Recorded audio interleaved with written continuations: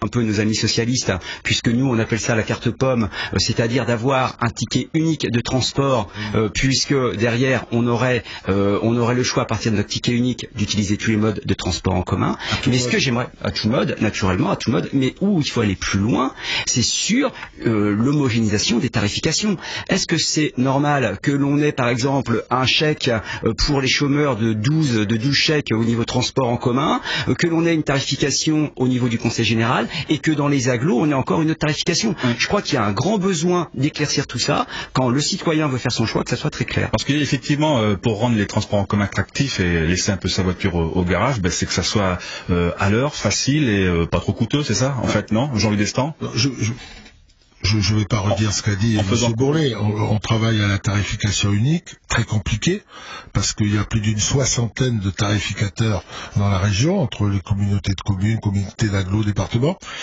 Je veux simplement donner un chiffre pour montrer l'ampleur de la tâche à accomplir. Sur le transport à la demande que nous expérimentons aujourd'hui sur un quart du département, vous savez quel est le coût payé par le contribuable pour chaque personne transportée aujourd'hui? C'est 38 €. 38 €, c'est un chiffre énorme.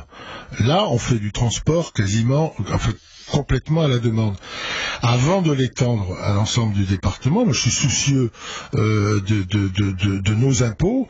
Il faut quand même réfléchir pour ne pas se tromper. François-Xavier Priolo, l'UMP Nouveau Centre, pour développer l'écart, le transport à la demande, c'est une solution plus rapide à court terme sur certains axes que le train? Je crois qu'il faut explorer vraiment toutes les pistes. On peut tout à fait imaginer dans les grandes agglomérations aussi de développer les voitures électriques, les vélos électriques, d'avoir la région qui vienne en soutien pour ces grandes villes pour développer ces plans-là. On peut aussi tout à fait concevoir que la question des transports est indissociable du développement économique. Et on peut tout à fait avoir un transport vert qui va de pair avec le développement économique. C'est pas l'un contre l'autre.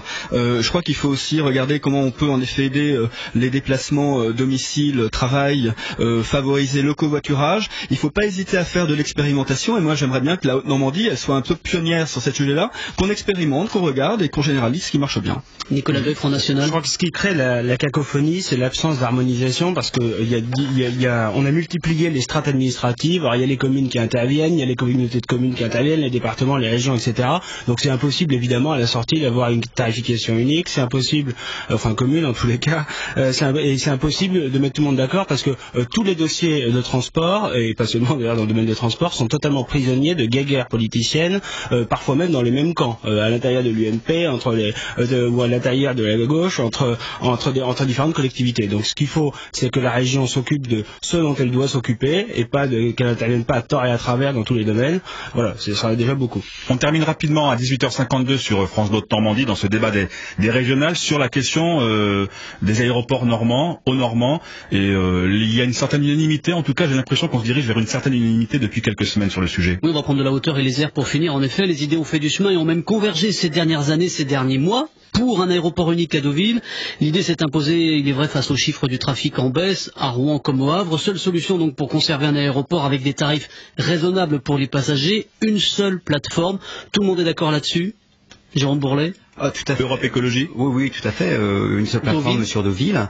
Mais j'aimerais, si on a 5 minutes... Non, qu'il y ait un sujet qui arrive en débat, c'est qu'on parle du fret. Parce qu'on parle transport, on a parlé voyageurs, on a oublié complètement le fret. On ne peut pas être exhaustif. Jean-Louis Destan, Deauville. Les aéroports, 4000 passagers à Rouen, 25 000 au Havre, 7 000 à Caen-Carpiquet, 87 000 à Deauville.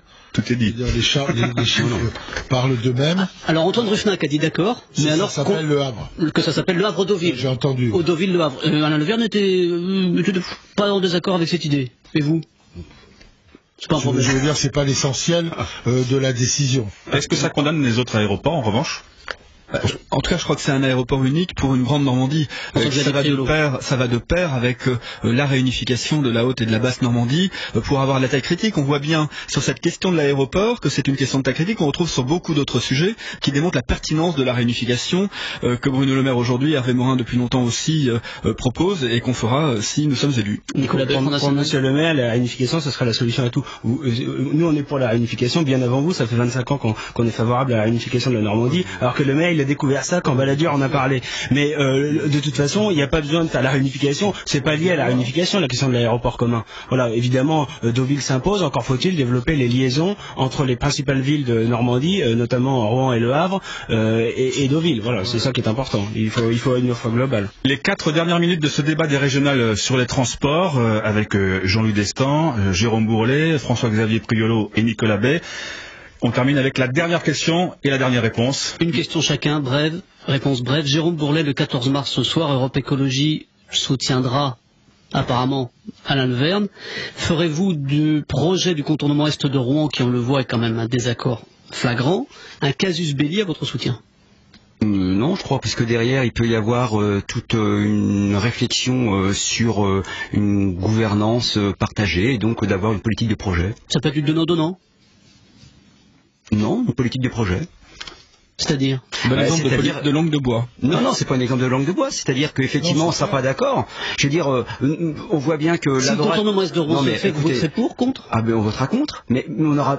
Pourquoi l'UMP votera pour. Ben voilà. Donc la majorité proposée par la gauche. Ils sont d'accord sur ça. Et donc de toute façon, je serais très surpris si la droite est minoritaire que dans ce cadre-là, ils ne votent pas pour le contournement Est. Donc c'est pour ça que je vous dis qu'on peut très bien mettre un programme de projet et un contrat de projet sur la mandature. Jean-Louis Destan, vous êtes d'accord là-dessus? Moi, j'ai aucun problème là-dessus, et je suis persuadé, malgré les coins que veut introduire M. Priolo, ça fait 12 ans que nous dirigeons cette région avec les Verts, et nous trouverons les moyens de nous entendre au soir du premier tour. Je n'ai aucun doute là-dessus. Y compris avec le Front de gauche. Y compris avec le Front de gauche. François-Xavier Priolo pour l'UMP Nouveau Centre. Je voudrais revenir sur le train, parce qu'on a l'impression d'assister à un rétropédalage à droite, TGV, maintenant peut-être ligne à grande vitesse. Expliquez-nous. Je crois que c'est clair, on a une annonce du président de la République. Pour un TGV. Pour un TGV. On est dans un cadre d'une très large concertation sur ce projet. Je crois qu'il ne faut pas aujourd'hui arrêter, parce qu'on est en campagne électorale avant le premier tour, toutes les options. On a une ligne qui est de regarder le meilleur projet pour la région. Alors il y a différentes options. La gauche dit on ne veut pas ni de TGV ni de LGV. On voit bien qu'il y a le refus de cette ligne en vitesse. Nous on est plutôt sur une option LGV ou TGV, on verra bien, mais en tout cas, on a une vraie différence là-dessus avec les propositions de M. Leverne. Alors moi, je voudrais juste réagir quand même par rapport à ce qui vient d'être dit, notamment sur le contournement Est. On a le choix en gros entre la confusion et la clarté. Donc on dit à nos électeurs, au moins le contournement Est sera plus simple si vous votez pour Bruno Le Maire, puisque clairement nous n'aurons pas à négocier cette proposition phare. Nicolas Bay, le Front National a insisté, vous avez encore insisté dans ce débat sur les divisions qu'il y a selon vous à droite et à gauche. Il y a des divisions également chez vous. Il y a le Parti de la France derrière Karl Lang, soutenu par des élus sortants du Front National au Conseil régional. Les divisions, ça existe aussi chez vous. Alors comment ne pas confondre? Vous parlez de quelques personnalités, quelques individualités que personne ne connaît d'ailleurs, à part peut-être les journalistes. Sans vous faire un jour, Karl Lang est peut-être plus connu que vous. Oui, sans doute, parce qu'il a été élu il y a très longtemps ici, mais il a fait 1% des voix aux européennes et il fera 0,5 en régional. D'accord. Et donc sur la question de cette cohérence... Non, mais je crois la question ne se pose pas en ces termes-là. Bien sûr, oui, toutes les familles politiques peuvent connaître des divisions. Mais enfin, le Front National rassemble les électeurs de la famille nationale, et ce que vous évoquez, c'est tout à fait marginal. Mais je reviens un instant quand même sur le débat sur les transports, puisque là on s'en est un peu éloigné, pour dire que comment l'UMP et la gauche pourraient faire dans les années qui viennent ce qu'ils n'ont ni su, ni pu, ni voulu faire dans les derniers mandats de M. Huvenac et de M. Leverne. Merci messieurs d'avoir participé en tout cas à ce débat des régionales sur les transports. Je rappelle le casting du soir: Jean-Louis Destan, Parti Socialiste, liste Alain Leverne, et donc président du Conseil Général de l'Eure. On l'a compris pour ceux qui ne le savaient pas au cours de ce débat, vous y avez fait allusion. François-Xavier Priolo, Nouveau Centre, liste Bruno Le Maire. Jérôme Bourlet, numéro 2 de la liste Europe Écologie dans l'Eure. Et donc Nicolas Bay, tête de liste Front National. Un débat que vous pourrez réécouter demain matin sur bleunormandie.com. Le prochain débat, jeudi 4 mars, sur France Bleu Haute-Normandie, 18h-19h. Et là, il sera question d'environnement. Et conformément aux règles du CSA, voici les autres listes en liste pour ces élections régionales 2010 en Haute-Normandie. Tout changer, rien lâcher. Tête de liste Christine Poupin, NPA. Lutte ouvrière. Tête de liste Gisèle Lapère. Front de gauche, tête de liste Sébastien Jumel. Haute-Normandie démocrate, tête de liste Daniel Jeanne, Modem. Alliance pour la Normandie, tête de liste Bernard Froid, Alliance écologiste indépendante. Debout la Normandie, tête de liste Brigitte Brière. Et le Parti de la France, tête de liste Karl Lang. Voilà, bonne soirée à toutes et à tous. C'est la fin du deuxième débat des régionales sur France Bleu Haute-Normandie. Et merci à vous deux aussi, Franck Gervais et Yves-René Tapon, pour cette soirée de débat. Prochain débat, donc rendez-vous jeudi prochain. Et puis si vous avez envie de réagir, vous pouvez toujours le faire sur le forum via notre site internet bleuhaute-normandie.com, dans le forum Ma Région Vue d'ici, un forum dans lequel vous retrouverez quelques grands thèmes comme le patrimoine, la qualité de vie, le dynamisme de notre région ou la fierté d'appartenance à celle-ci. Et merci de vos contributions sur le forum de Ma Région Vue d'ici.